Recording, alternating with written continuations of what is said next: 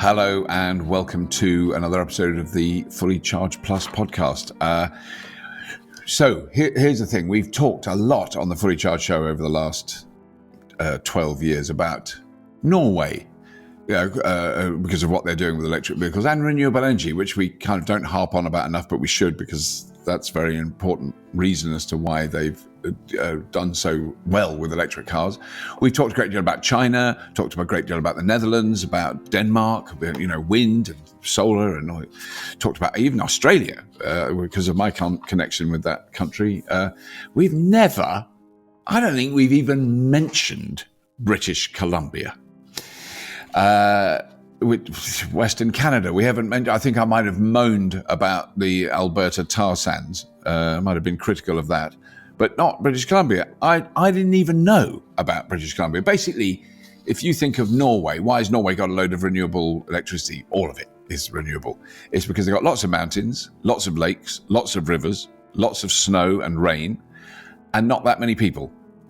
Think of British Columbia is exactly the same. It's 3 times the size of the United Kingdom. It has a population of 5 million. The UK has a population of 62 million. So we're a bit more crowded than they are in British Columbia. It's a beautiful city. I've been there once many years ago. I'm really looking forward to going back. Now, why am I going back? Is because in late September of 2023, Fully Charged Live Canada will be coming from Vancouver, and I am really, really looking forward to it. It's going to be amazing.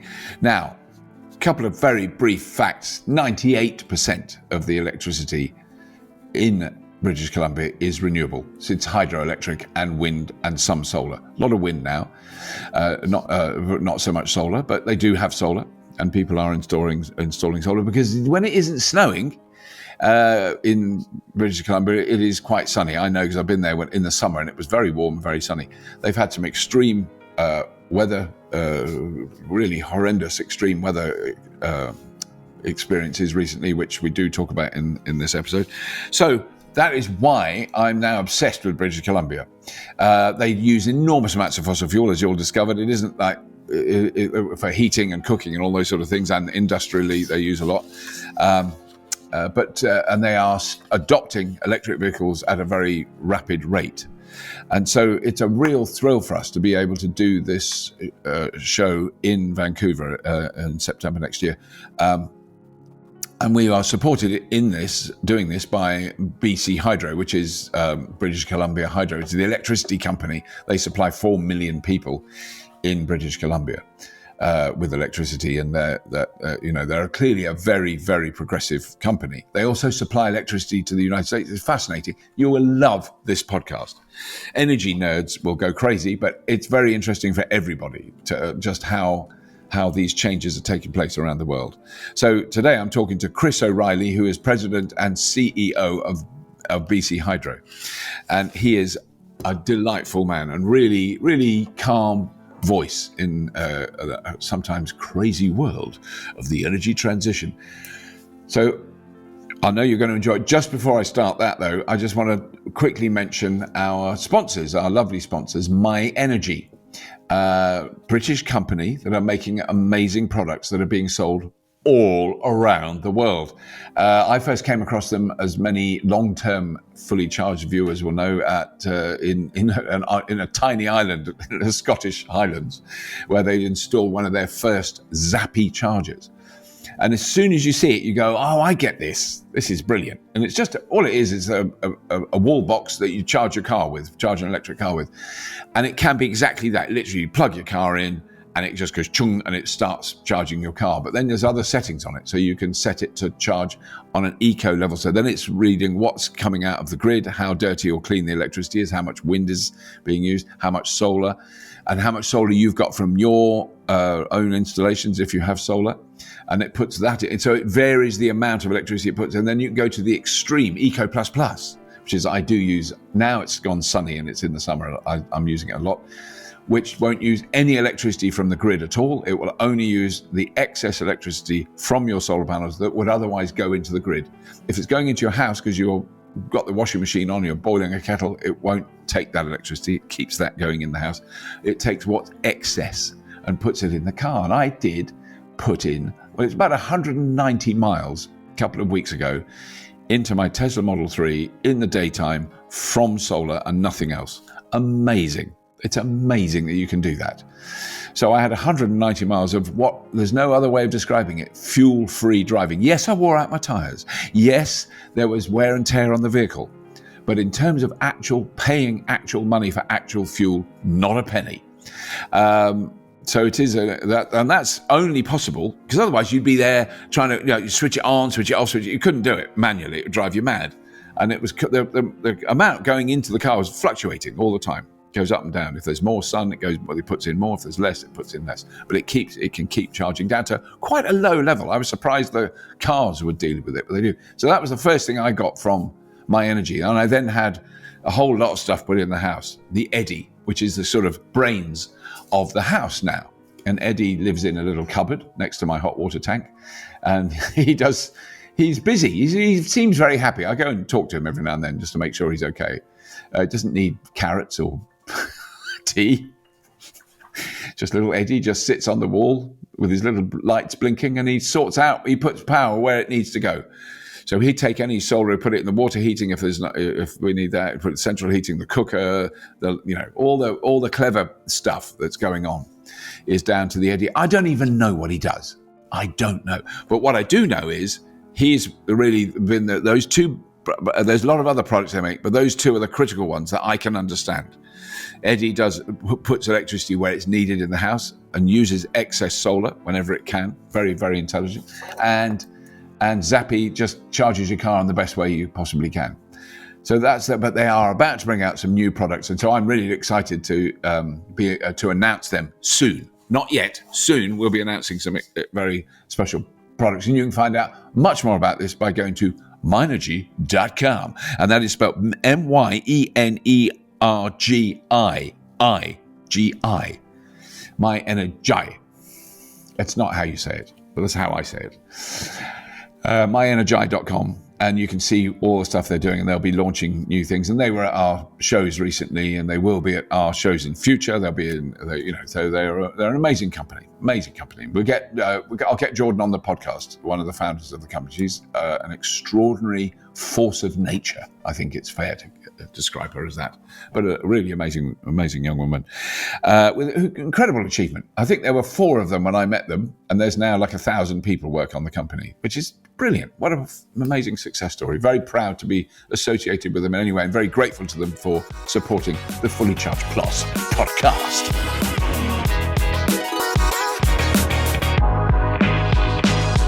My Energy is putting the I back into British innovation. My Energy is putting the I back into inventing the future. My Energy is putting the I back into inspiring a nation. Recharging the world with green, smart energy.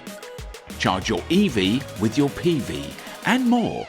Visit myenergy.com and help to spark the green revolution.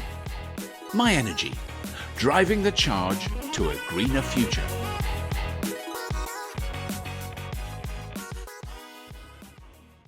Chris, thank you very much for finding time to talk today. I'm very excited to talk to you because obviously we've just announced that Fully Charged Live is going to be in Vancouver in 2023.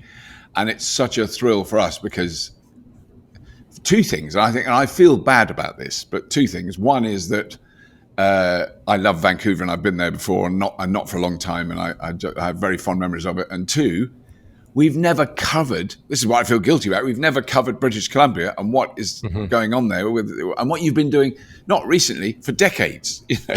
Yeah. And, we pay an enormous amount of attention to Norway, which in many ways has similarities, not a massive population, a lot of mountains and rivers and streams and lakes, to use for hydropower. So, I'm very pleased that we're now aware of what's going on there.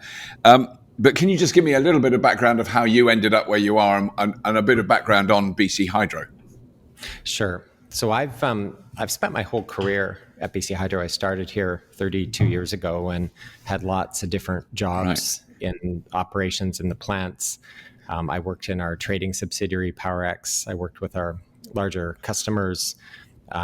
Worked on lots of big projects here, and I became president 5 years ago, and really privileged to be in the role. It's a great role where we're in service to our customers, the people of British Columbia. There's 4 million customers that we serve, and really appreciate the opportunity to represent our employees, work with our employees at this really important time for the electric industry and really our whole world, critical time. And can you, I mean, what is I'm assuming BC Hydro isn't a new company. I mean, it wasn't started about the time you joined. It's been going for a while before that. Sure. Yeah, BC Hydro was formed in 1961. It was created from predecessor companies, a private sector company from the UK, actually, BC Electric, and a public sector rural electric company here in BC. Our roots go back to the 19th century, the first electric companies that were serving the major cities in those days, Victoria, for example. So we have lots of roots in the province, but the company's been around for about 60 years. Right. That is, and I mean, just the very simple list of stats about it, that you're basically, what are you, about 98% renewably powered as a state? Is that accurate? That is extraordinary. I mean, there's all these countries around the world with a target like that for maybe 2030, 2050. Yeah. You're already there. Yeah, we're really proud of that and working to get it to 100% as soon as we can. And so we've had a history of hydroelectric generation in the province that goes back, pretty much 100 years.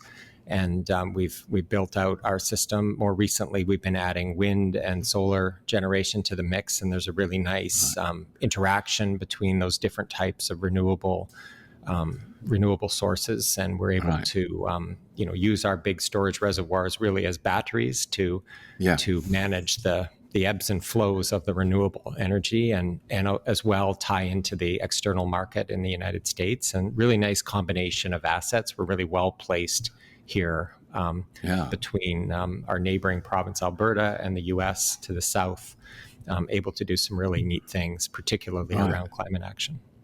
No, I mean, that is fabulous. And I mean, we have actually done a show a few years ago about our single pumped storage facility in the UK, which is in the Welsh Mountains. And it is, I mean, I'm not denigrating it at all. It's an incredibly impressive piece of engineering from the mid-1970s is when that was done, a long time ago. And it's very effective. It works really well. It's worked for many, many years. But I'm assuming you have more than one pumped storage facility. Yeah, we don't actually have any pumped storage facilities. We have these large storage reservoirs, and you can control when the water leaves, right? So you're not pumping water back up with off-peak electricity or anything, right? No. Okay. What we do is we make a decision every day about, do we use the water behind the reservoir, or do we use another source either within British Columbia of intermittent renewable energy, or do we buy energy from the market? And so we use our limited amount of water in the reservoir at the most opportune times, very much like a pump storage facility, but we don't actually pump it uphill. Well, the pump is the rain clouds. Yeah, we have nature doing that work for us. It's great, important work, but someone else is on that for us. Yeah, but then you're connected then, literally with wires, I assume, to Alberta, and I'm assuming to Washington State in the United States. Is that correct?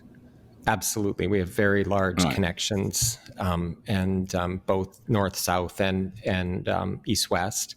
And we've been in that business of trading going back into the 1980s. So we started selling electricity to California in the mid-1980s. Right. And there's quite an interesting market in Western North America, the Western Third. It's one large integrated grid connected by wires, and really extends from BC and Alberta in the north all through a dozen or so western U.S. states and into northern Mexico. And there's an active market where people are, relying on one another to meet their loads in the most efficient way. And increasingly, one of the drivers is utilities trying to reduce their carbon output, their reliance on fossil fuels, and that's created a lot of new opportunities for us and a bigger role for us in the Western grid. Right. I mean, but that is an enormous area. I mean, having driven quite long distances up and down the west coast of America, Yeah. it's huge distances. So, particularly into northern Mexico, I had no idea. I mean, Yeah. that's a long way from you, isn't it?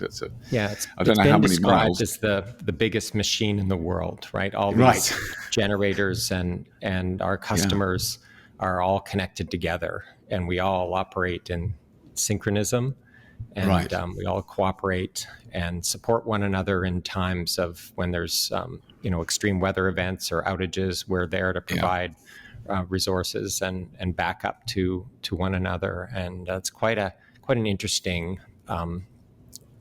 unusual Yeah. market in the world.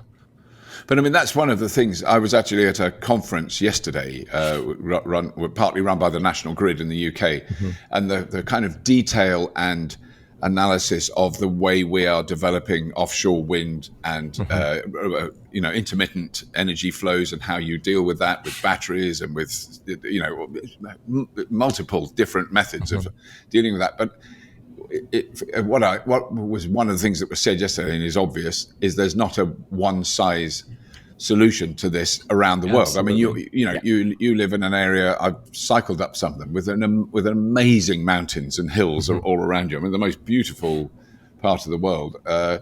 Which is very different to, say, the Netherlands, which has I think 1.5 hills, and none of those are very big. But lots of wind.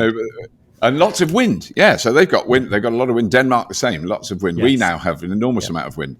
But then I'm assuming that a lot of the solutions that we're looking at, for instance, in my house, I have batteries, I have solar panels, I have water heaters that can absorb high levels of solar or use off-peak electricity.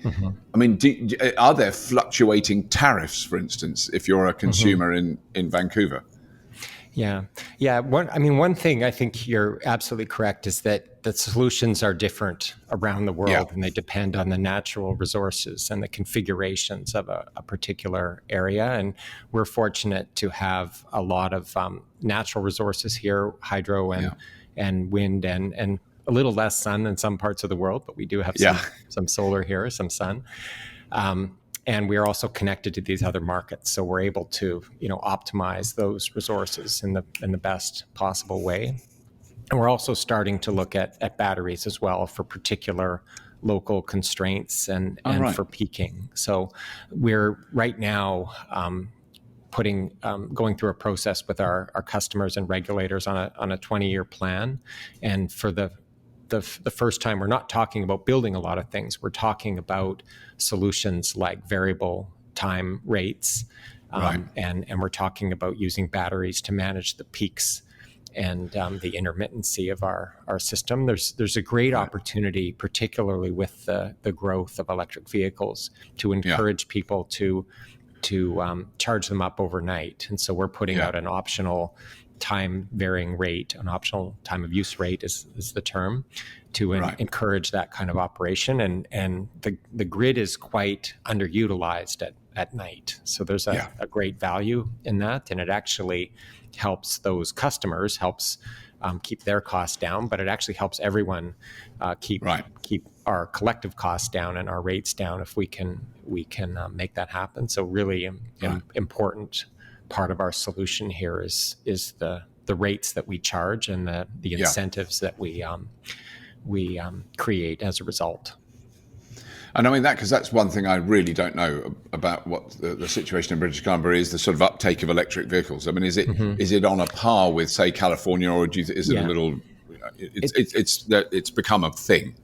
Yeah, it's definitely a thing. You would notice them on the streets. Yeah, you would definitely see them, and it's we have as of the end of 2020 about 50,000 in the province, and that's a pretty high percentage when you compare across jurisdictions, and I think it's kind of tipped over in that it's becoming a bit of a default choice now for many people. They want to go electric, and we've got the same supply chain challenge that people are facing around the world, and which is really unfortunate.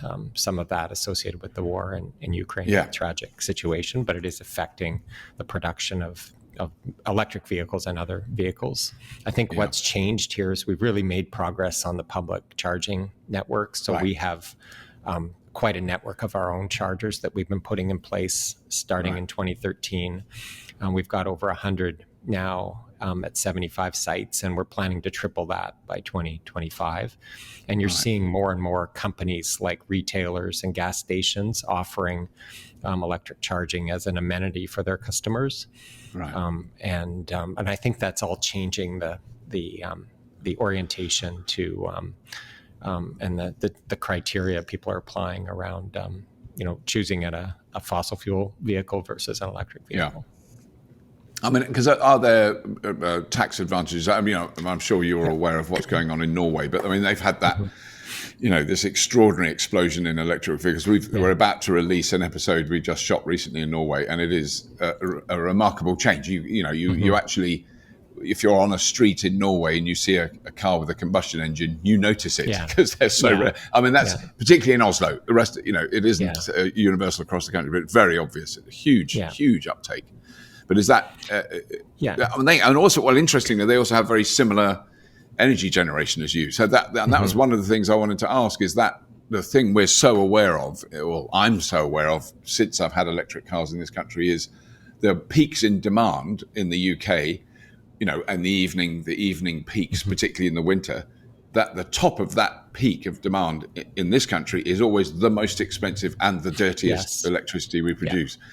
And that's really why there's this drive to try and, to discourage people from charging their cars at that point, if nothing else, and then spread that load out. So does that? I don't know how that would affect a completely different generating mix, because presumably you still get those spikes. Human beings behave in a certain way. They turn their lights on in the winter. We have a peak.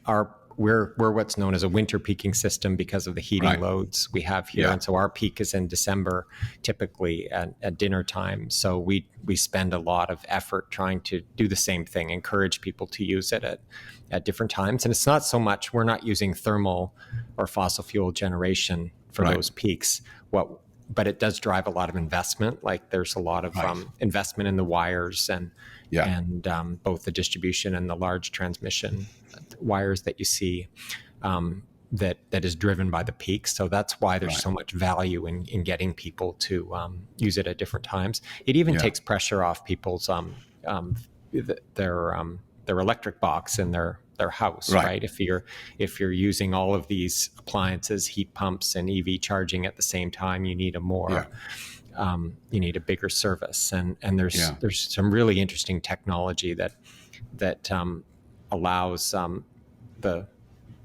customers to spread that load out even within their own home, and that can save the costs of upgrading the service, and then those savings flow back all up the chain through the utility. Yeah, because I mean, in terms of a cost per kilowatt hour, is what a customer would pay in Vancouver, say, similar to what someone would pay in Seattle? I mean, I'm just thinking of these two cities because I've been to both of them a few times, so I know them. Yes, we're the fifth lowest in North America. Seattle has really low rates as well. They've got Washington State is very similar to British Columbia in geography and resources. So we share a lot of characteristics. So they benefit as well from low electricity rates, not as low as ours, but they're pretty good. And we're really proud of the advantage that we offer our customers with low rates, and work really hard to keep them low. We actually reduced them on April 1st by 1.4%. And you may not have seen many other things going down recently. That is a proper big story. So if you live in British Columbia, your electricity cost actually went down in 2022. Yeah, it did. That is extraordinary. We're really, really proud of that. So. Well, you should be. No, I mean, that is definitely not the case here. It's gone up by several factors. It's quite horrendous. And it's really shaken people how much it's gone up. And it's quite. We haven't been used to this kind of inflation for 30 years. Right? No, it's a real shock for people. No, I mean, it's one of the. Well, it could be an advantage or disadvantage to someone my age, because I do remember rampant inflation in my adult life when I was a young man. And it is very difficult to deal with, and it's very unsettling, isn't it? But I mean, I think that has to underline the fact that we are very reliant on gas for, Yes. it's about a third of our generation is gas. Wind has really taken a huge chunk out of it, but we still do refer. And I mean, the price of gas has gone into to insane levels. And if you're not reliant on that, and you're basically reliant on rain and wind. Yes, So absolutely. If it doesn't rain, you'd probably, I guess, over a few months, you might start to get into trouble. But I mean, it would have to be a long time. I'm assuming. We plan the system, assuming we're going to have dry spells, and that happens from time to time. And we've got ways of dealing with that and margins that we build into the system to protect our customers from that. And so we've worked through that in the past. But we do avoid the effects of the gas price spikes, which are occurring here as well. I mean, gas is remarkably presumably a gasoline for cars commodity. Well, gasoline for cars, but also natural gas. Natural gas in North America has gone up as a result of the war. Oh, right, it has as well. Europe. Okay, it's remarkably now a global commodity, and that's one of the benefits if you can get off natural gas in favor of electricity. And I mean, so that's the thing I don't know as well about. Average Canadian homes, but would most people still cook with natural gas and heat their homes with it, or is that changing? Yeah, we use a lot of fossil fuels in this country. So even in British Columbia, where we have a very clean electricity system, it's only about 20% of the energy that we use. So about 2/3 of the energy we use comes from fossil fuels, and natural gas is a big part of that. About 50% of the heating in homes in British Columbia is from natural gas. So we're involved in programs with the federal government and the provincial government to incent people to use heat pumps in place of natural gas furnaces. And there's some real advantages to using heat pumps. They're just incredibly efficient, drawing energy from the environment, even in really cold climates, remarkably cold climates. And so the cost differential of those is coming down when you factor in the incentives, and certainly it's coming down as a result of the rising gas prices. Yes, yeah. I mean, that is one of the there was a friend of mine who's a statistician who's at Oxford University. He's very clever. He's not like me. He did his homework when he was at school. And he estimated, he came to see my house and what I've done here, and he estimated I had to live till I was 104 to get paid back on all the stuff I invested. Yeah. But that was last year. He rang me the other day and he said, it's not 104 now, it's 87. Yeah. Oh, okay. And that's a big change, so I'm determined now to last until I'm 87. But I mean, that is one of the interesting things I think that we've experienced around the world is, the first one I was keenly aware of was Dieselgate. I'd done a lot of work with Volkswagen before that came out. They were doing a lot of stuff with electric. I knew they were doing stuff with electric cars. And when that came out, I was bitterly disappointed in them. It was really hard. But what came out of that was this enormous rise in interest in electric vehicles, because everyone suddenly went, oh, so they do actually tell lies. These big companies. But there was that. And then, since there's been this massive spike in the price of fossil fuels, even in this country, regardless of the politics of the press or the TV station or anything, they're not saying electricity's got expensive because of wind turbines. They're saying it's because of gas. Yeah. It's become a common, which I'm assuming is a similar thing there. Absolutely. The general public, even if they're not interested at all, they know why it's got more expensive, and it's the gas, not the electricity. I mean, it must be even more pertinent there with you. Yeah, we're really experiencing the gasoline price increase here. Right. It's just we have a kind of an isolated gasoline market and rely on imports from both the United States and Alberta, and the gas prices here are the highest in North America. So wow, are they? That is wow. Okay, in the whole that is extraordinary. Yes, that's so the exact opposite. So the incentives then to get an electric car if you live in British Columbia are quite. I'll tell you, we had one of the challenges. We're very much experiencing the effects of climate change here in British Columbia and Canada. And we had an extraordinary flood event in November, like one. That's right. I do remember that was on the years. Flood, and the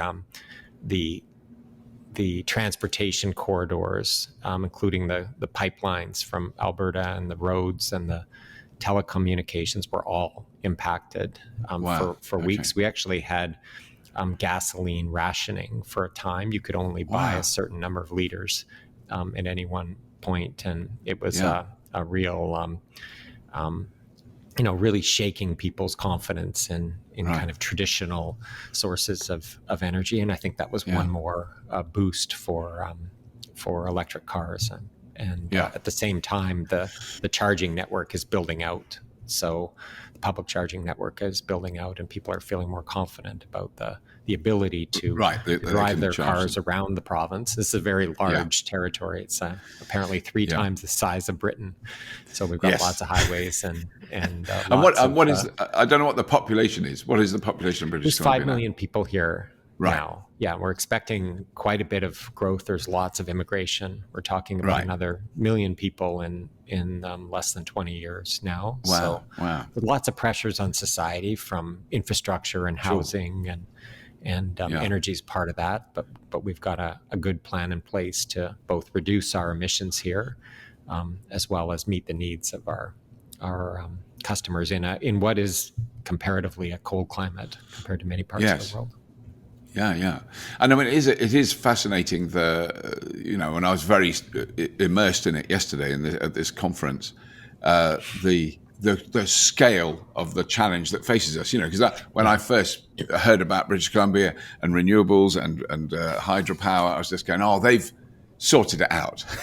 They've done the job, and then you go, all right, no, you've done the job with electricity big time, but the rest of it, and that's common around the world, isn't it? And it is that difficult thing to sometimes to discuss with the general public. Is I'm not blaming anyone for having a gasoline car or a diesel car or having a gas heating in their house. It's not our fault. It's just the way. It's what we've inherited in a way. Yeah, it's a system, right? We're all part of a system. Yeah. Yes, and but our reliance on fossil fuels is colossal. And I mean, I don't know. I can't quite see us managing to shake it off. Certainly not in my lifetime, or to to reduce it to a point where we're no longer affected. And I'm kind of talking outside the topics of climate change.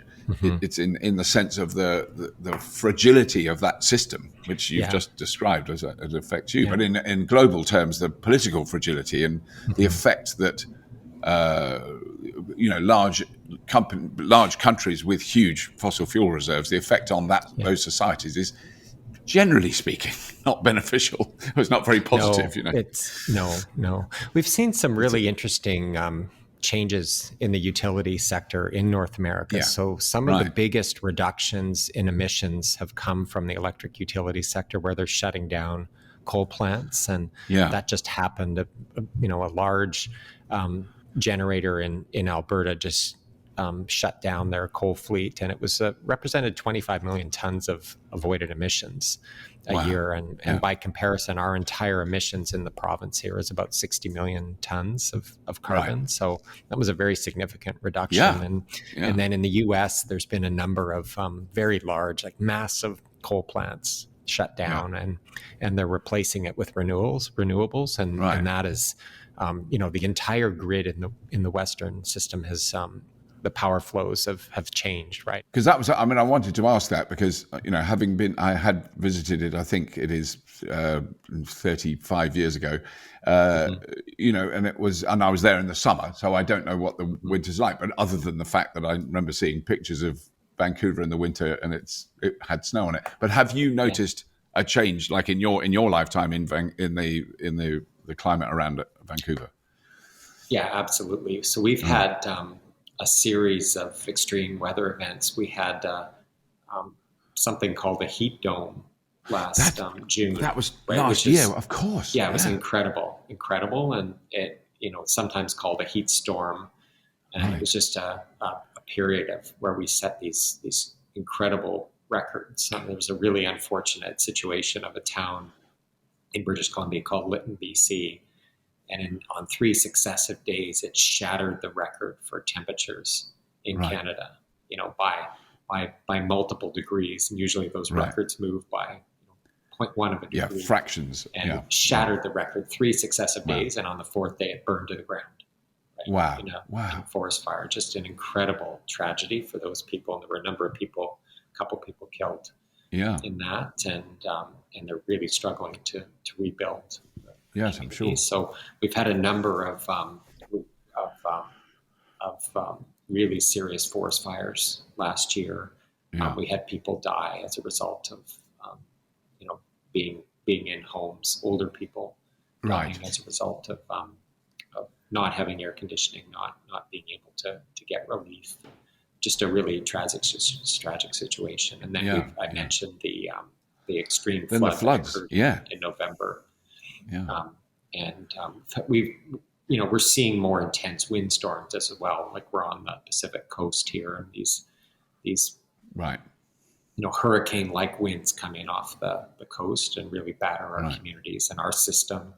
And we rally to get people back in power, but it's getting more frequent and more extreme. So climate change isn't something that's going to happen in 2050 or 2100. No, it's happening now. See that it's happening now, and we have to take action.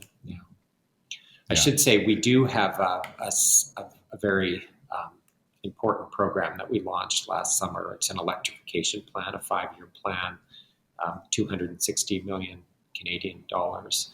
And that's about helping our customers make different choices around the use of energy and choosing electricity instead of fossil fuels. So that program has got components around transportation. We talked about electric vehicle, charging networks, and trying to support customers in making those decisions. There's a big building component where we're working to reduce the fossil fuel utilization in buildings, and the heat pumps are an example of that. Lots of efficiency measures as well. And then in the industrial stream, we're working to support our customers in using more electricity in place of fossil fuels and processes. And that's a significant area where we rely on fossil fuels here. So all told, that would represent in 3 years about a 5% increase in our load, which is a significant shift for us, and hopefully the start of a whole range of future efforts that we want to build on over time.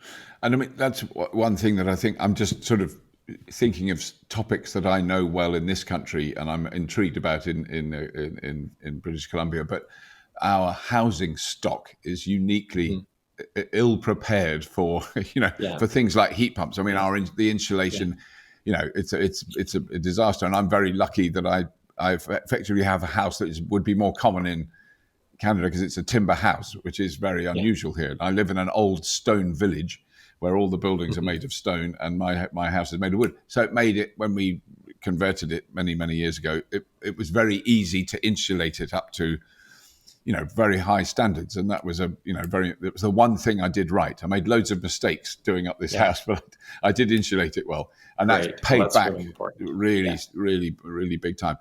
But because I'm trying to remember the sort of housing stock in Vancouver by definition is not that old, because the city is not that old. But is it, generally speaking, because you've got cold winters, I'm assuming it's probably quite good, your insulation. But is that we don't in general in Canada we're I think it's fair to say we're energy gluttons when you look at per capita consumption, and a portion of that is electricity, which is often hydro here in Canada.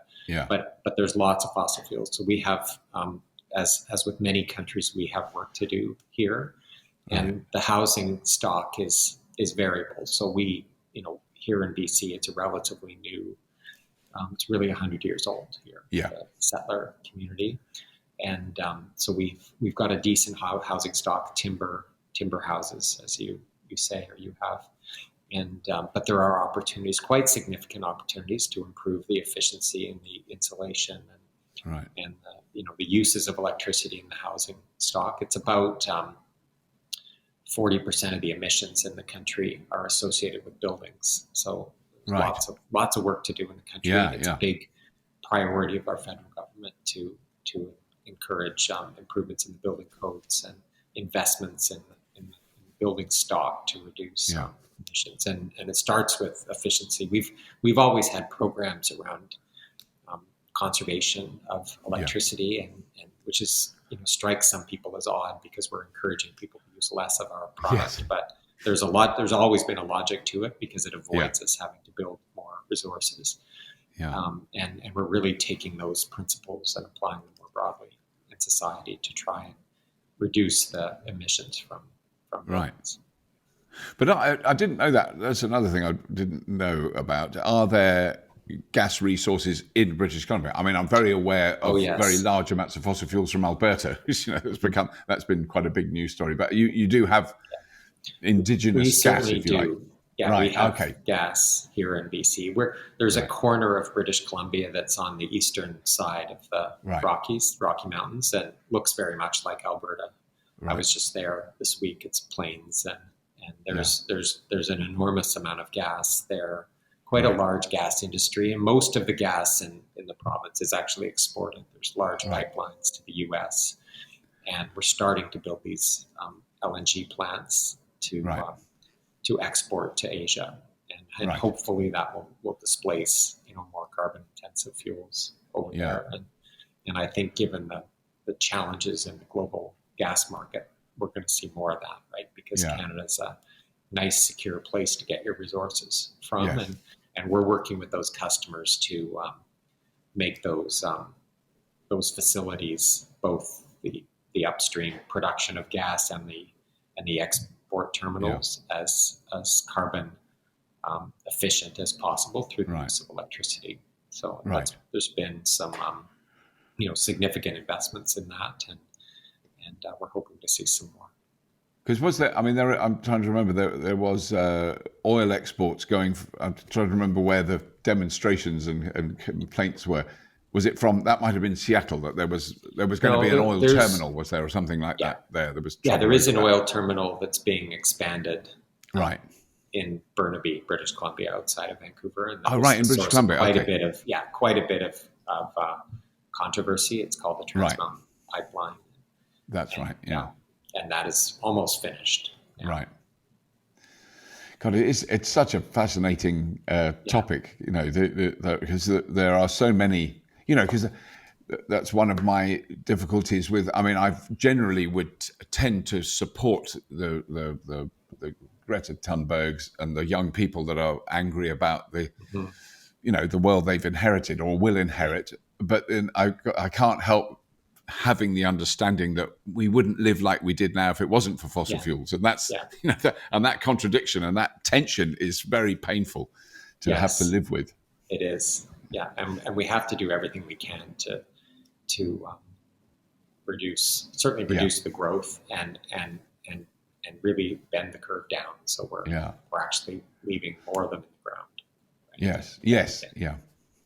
Right? I loved your.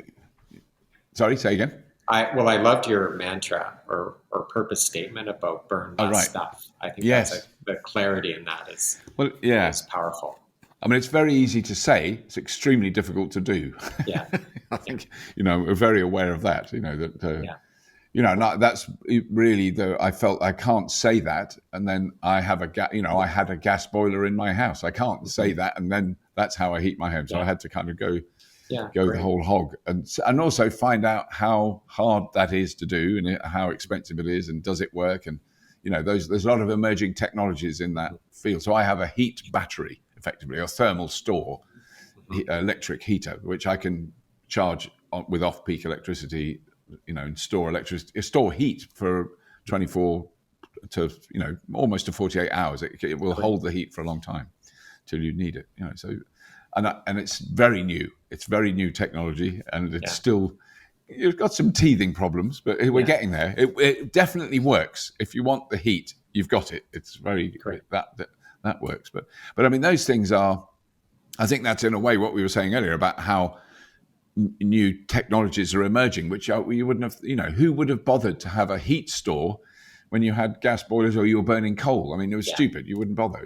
Your heat store was your pile of coal or your tank of gas. Yeah, absolutely. That was it. And so it's a lot of exciting new technologies. I mean, is there a kind of indigenous technology? Because it feels like it's such a modern city, and there's such a lot going on technologically there. But whether there are emerging startups in the field of energy storage, energy control, that sort of area there's quite a lot of work around hydrogen. So in Vancouver, and lots of investment going into the hydrogen industry. And we happen to have a subsidiary called PowerTech, which has been around for 40 years. Right. And for the last 20 years has done some really interesting work with the auto manufacturers in Asia and in Europe around hydrogen vehicles. And they've never taken off here in North America, but there is certainly in Asia, hydrogen is seen as an alternate fuel for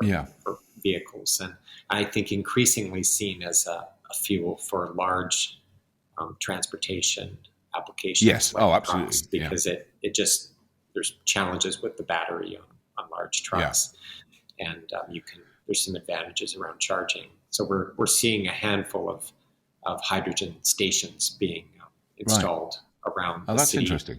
And a very small number of vehicles.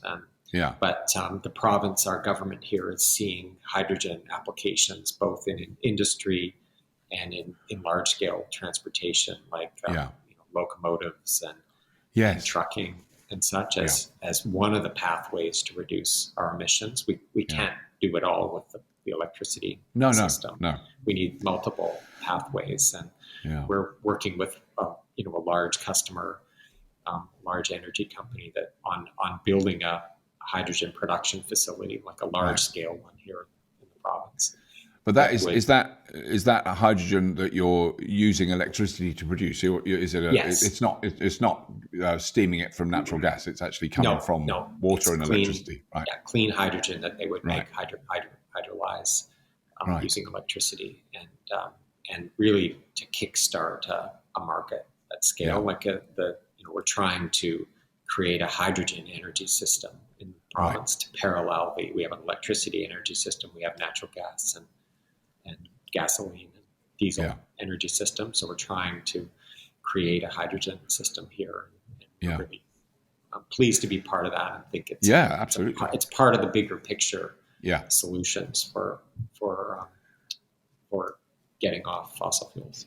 Yeah, I mean, it's becoming, just yesterday I saw probably 3 buses and about 5 different trucks at this exhibition, which were hydrogen fuel cell powered. And it makes so much sense because those are big machines. They're big, heavy machines. Yes. Yeah. And if you want to put a large tank of hydrogen in a big machine, it's quite easy. If you want to put a tank, that size, the tanks that they have on there were bigger than a car, so it makes a very big difference. And that is a sort of 500, 600 mile range truck then, which it become, particularly in the UK, that's from one end to the other. It's not a big deal for us. I mean, you've got much greater distances there. Yeah. But also there was some talk yesterday, and it's something we hope to see soon, is the potential for shipping. So, I mean, that's I think one of the really big things is hydrogen in shipping. It's a really hard one, because there were a couple of engineers on a panel I did yesterday who were completely dismissive of hydrogen. Yeah. And I always want to sit on the fence on those debates. Yeah. Because if I'm cycling along a street and there's a truck in front of me, I'd still much rather it was hydrogen than diesel. Yeah. It doesn't matter. Absolutely. And I don't care where the hydrogen came from, because I'm not breathing in all the rubbish. But that. Yeah. Well, we need solutions, and we need both. We need more tools, not fewer tools in the toolbox. Yeah. So I think it's worth making effort around it, trying. Yeah. None of this is easy, right? So there's I call it sand in the gears at all. Yes. All levels of the change, in the face of the changes that we're trying to make at all levels in our society. And so we need to be working hard on multiple pathways, multiple solutions. And one last thing I'd quite like to quickly mention, because that's a topic that was, it's a hot topic at the moment, is in terms of resources in because British Columbia is so huge. I mean, do you have things like copper deposits, nickel, lithium, cobalt? I don't know. That list of of materials that the world is suddenly focused on. Yeah. Well, we have a large copper mining industry here, Right. Metal mining industry here in British Columbia, and there's just an incredible list of projects being proposed, and we see them all because they come to us to talk about electricity. So about their I've never electricity, seen of course. Yeah. so many projects, and a desire to make them as clean as possible. Yeah. Right? So a real focus on taking the carbon out of the metal mining business. Yeah. Quite an interest broadly in Canada around those critical metals, nickel being one, and lithium and the other rare earth metals. And the federal government just recently announced a big fund to support the development of those metals here in Canada, and certainly lots of interest here in BC at developing them. We advertise or represent Canada as a stable place to source those kind of things, and we have really high standards here in terms of environmental impacts and our expectations for how we treat our Indigenous population here in the province, the First Nation people, and we think that we can source those materials ethically and economically. And in a low carbon way. That's another way we can support the world and the broader transition away from fossil fuels. Yes. No, I mean, it is a fascinating. We live in fascinating times. Yeah, I think it's fair to say. Not all good, but not all bad. Yes, I always want to absolutely. But it's been wonderful talking to you, Chris. I'm really we're looking forward to coming to Vancouver with enormous enthusiasm and excitement. So I can't wait to come and see what's going on there. And I mean, the exhibition centre that I think that's been built since I was in Vancouver. It looks stunning. The building does look amazing on the right. It's right on the harbour.